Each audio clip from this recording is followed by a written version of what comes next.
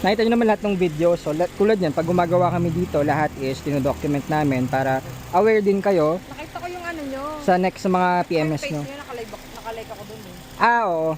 O yun. So at least yan ma'am, tulad yan, nabili nyo 2 years ago. Ngayon, hindi na-check na natin, okay na lahat, everything. Pero eto ma'am, iyan ko lang sa inyo.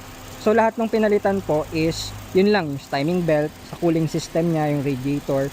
Na temp check na namin, napakaganda ng temp niya, mababa na kasi bago na yung radiator niya.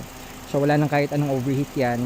Pero again ma'am, ano lang, wala po kaming ginalaw sa ibang mga module niyan, sa computer, ABS, transmission, sa engine, hindi naman namin siya ginalaw. So yung ginawa sa inyo ma'am is yun lang, yung nasa coat, yung radiator, yung heater hose, sorry, mga timing belt, drive belt, tapos yung mga pangilalim under chassis. So yun ma'am, inano lang namin kasi may times dito parang before yung paggawa ata ng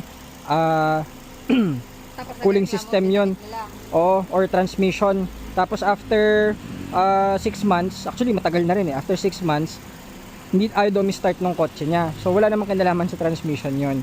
O yun pala, dito rin naman nagpagawa. Pero ganun, in-explain lang din namin na magkaiba po yun. So ang nangyari naman sa kanya, fuel pump. So tulad nun, kaiba yun, yung transmission na ginawa before, yung sa fuel pump, malayo po yun, malayo siya. So may mga ganung factor, pero kumbaga syempre yan, chinek din naman namin lahat and everything.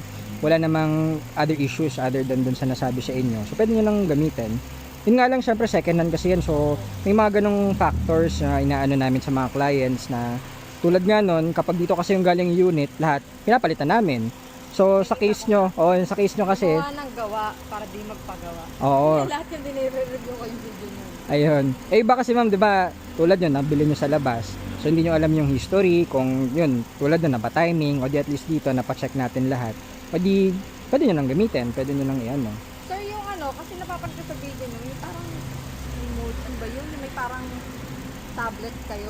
Yung sa infotainment, parang touchscreen. May bayad ba yun pagka pinaganon ko? Para lang, kapag ka tinanong ako ng asawa ko, ano ginawa mo doon, blah blah blah. Ito na. Ano siya ma'am? May bayad ba yun? May ano 'yun ma'am, parang add-on kasi yun yung touchscreen na sinasabi Hindi, I niyo. mean po yun, di ba yung parang sinecheck nyo, green. Yung scan natin. Walang bayad yun. Kasama yun. Scan natin ngayon. Para makita nyo. Kala ko yung parang tinasabi nyo touchscreen. Sige, scan natin. Tapos test drive natin para makita nyo yung ano. Tsaka yun ma'am, pakita nyo mga video yung sinend. Lahat po pino-forward ko sa kanila. Oo, yung mga ayun so kumpleto. Kasi mag-explain Pati under chassis sa kabilang shop, pina-videoan namin para kumpleto. Yun, pinalitan yung mga radiator. Ayan, so ito yung sa timing belt. So, parang ganun din, kahit di dito galing yung unit, lahat dino-document namin, ayun, para aware kayo.